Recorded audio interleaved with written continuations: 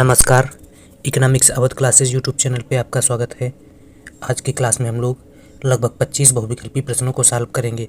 यह प्रश्न शिक्षक भर्ती परीक्षा जैसे TGT, PGT, net, JRF, KVS, NBS, GIC, LT, RPSC first and second grade exam, assistant professor exam तथा बीपीएससी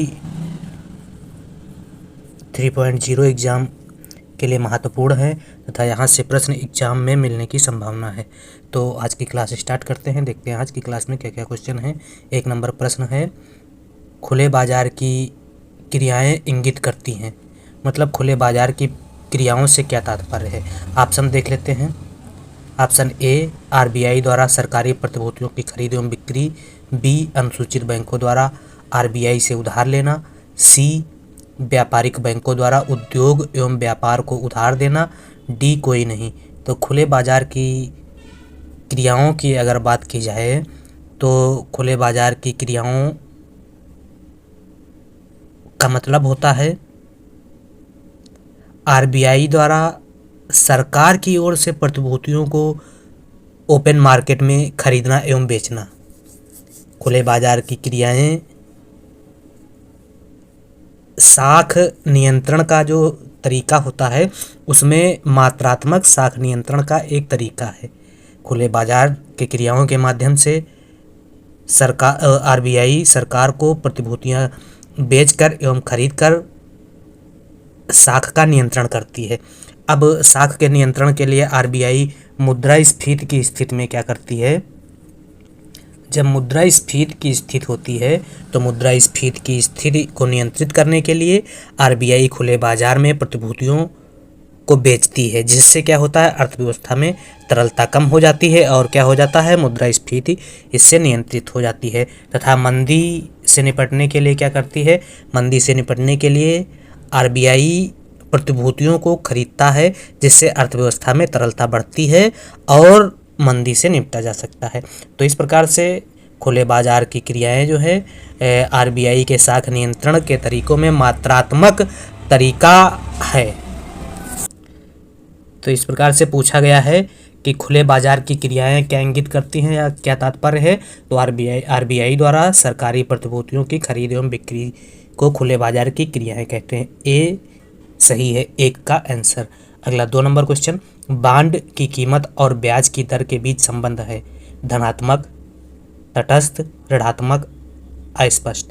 तो बांड की कीमत एवं ब्याज की दर के बीच ऋणात्मक संबंध है। ऋणात्मक संबंध मतलब अगर बांड की कीमत बढ़ती है तो ब्याज दर कम हो जाती है, बांड की कीमत घटती है तो ब्याज दर बढ़ जाती है। बांड की कीमत और ब्याज दर के बीच ऋणात्मक संबंध पाया जाता है।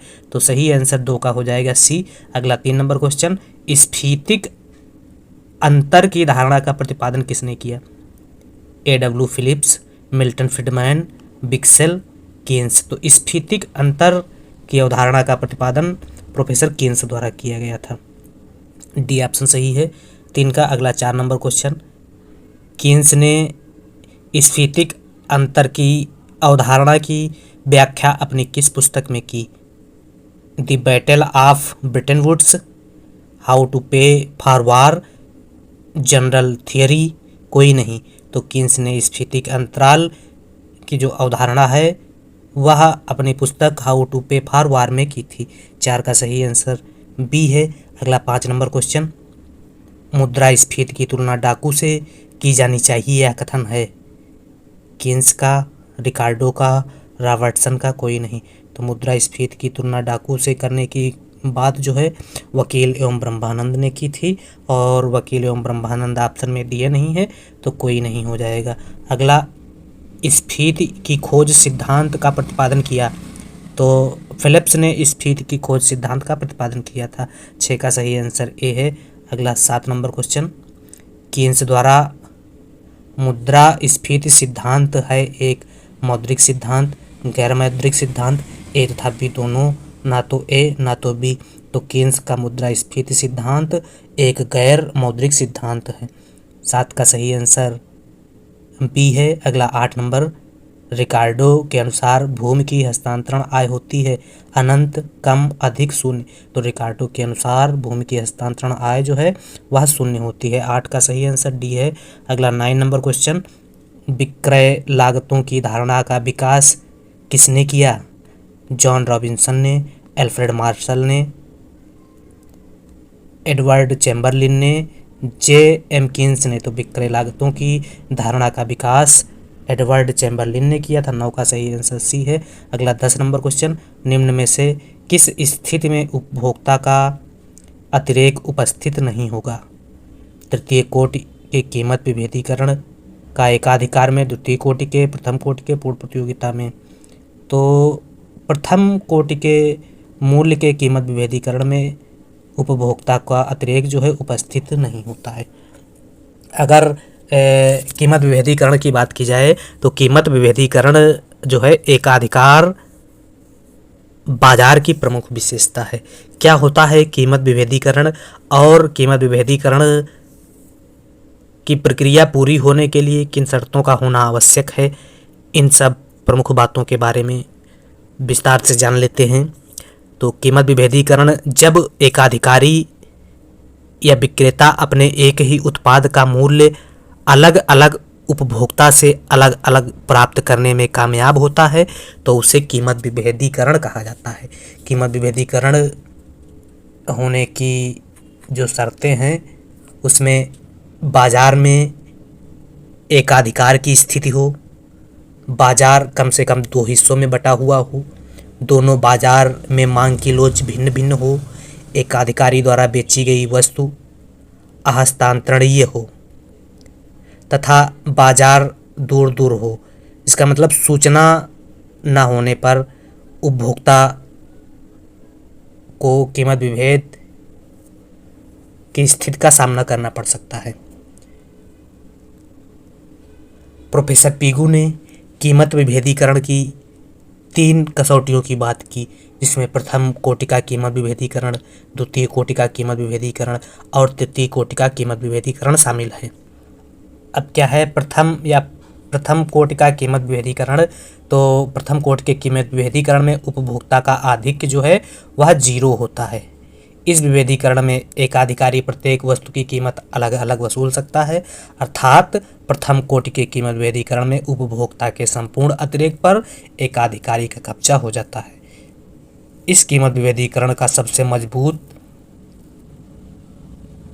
रूप कहा जाता है। प्रथम कोटि का जो कीमत विभेदीकरण है वह कीमत विभेदीकरण का सबसे मजबूत रूप होता है। इसके अंतर्गत डॉक्टर एवं वकील को शामिल किया जाता है। इसके अलावा द्वितीय कोटि का कीमत विभेदीकरण जब एकाधिकारी 2 से अधिक एवं अनंत से कम कीमत वसूल करने में कामयाब हो जाता है तो उसे द्वितीय कोटि का कीमत विभेदीकरण कहते हैं। और तृतीय कोटि के कीमत विभेदीकरण में एकाधिकारी एक वस्तु के लिए 2 कीमत वसूल करने में कामयाब हो जाता है तो उसे तृतीय कोटि का कीमत विभेदीकरण कहते हैं। तृतीय कोटि के कीमत विभेदीकरण को कीमत विभेदीकरण का सबसे कमज़ोर रूप माना जाता है और प्रथम कोटि के कीमत विभेदीकरण को कीमत विभेदीकरण का सबसे सशक्त या मजबूत रूप माना जाता है। तृतीय कोटि के कीमत विभेदीकरण में उपभोक्ता का बहुत कम अतिरेक उत्पादक प्राप्त कर पाता है। तो यह कीमत विभेदीकरण के संबंध में कुछ महत्वपूर्ण बातें थी। अगला जो क्वेश्चन है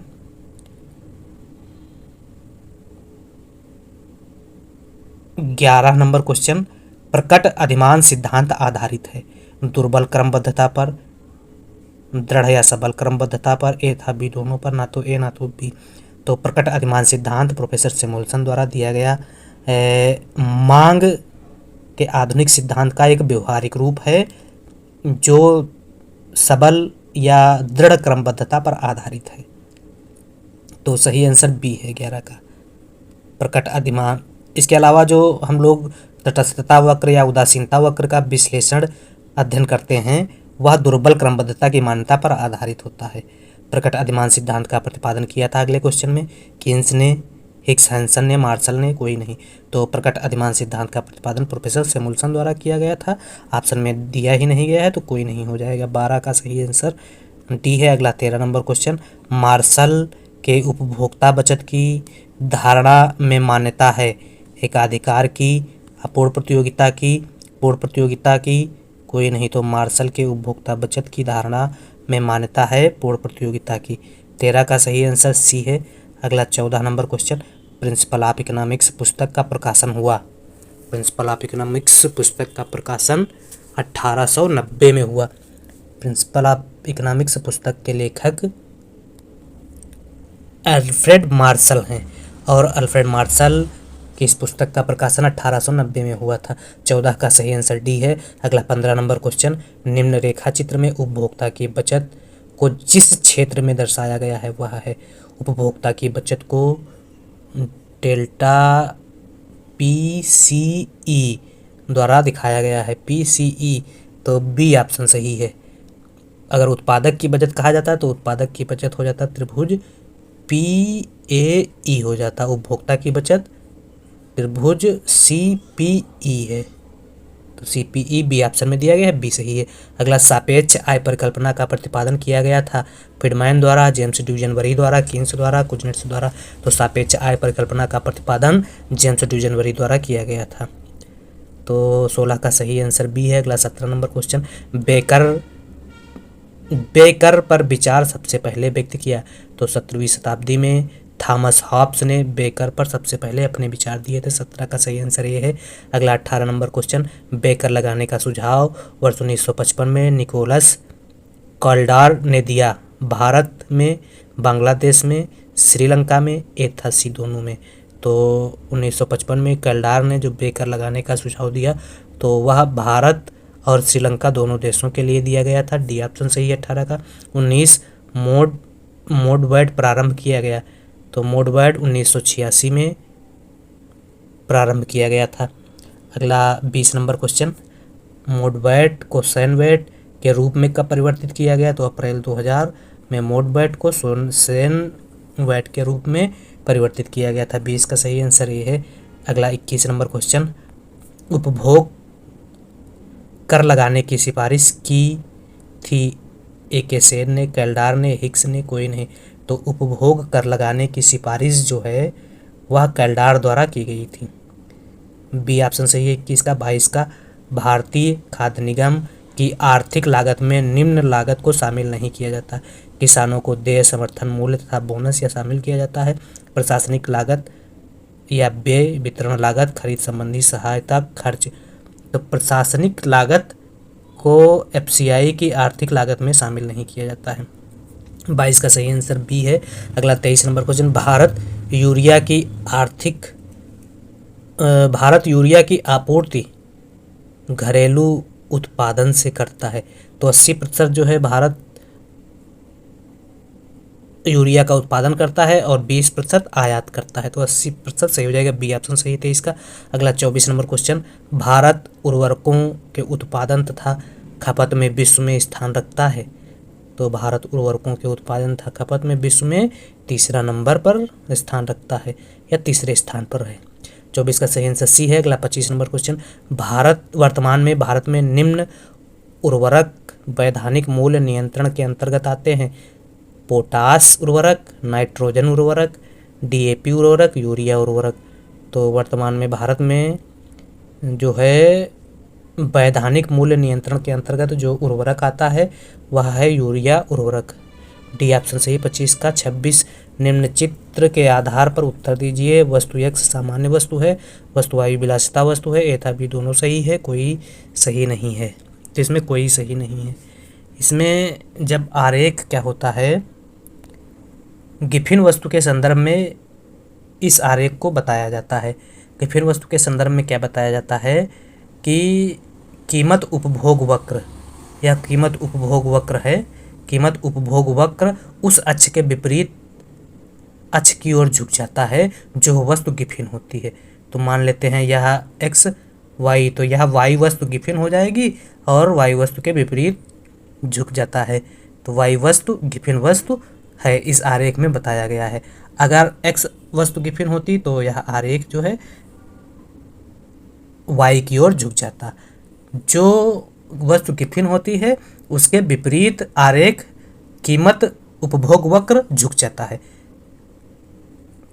फर्स्ट आरेख में वाई वस्तु गिफिन वस्तु है और सेकेंड आरेख में एक्स वस्तु गिफिन वस्तु बताई गई है।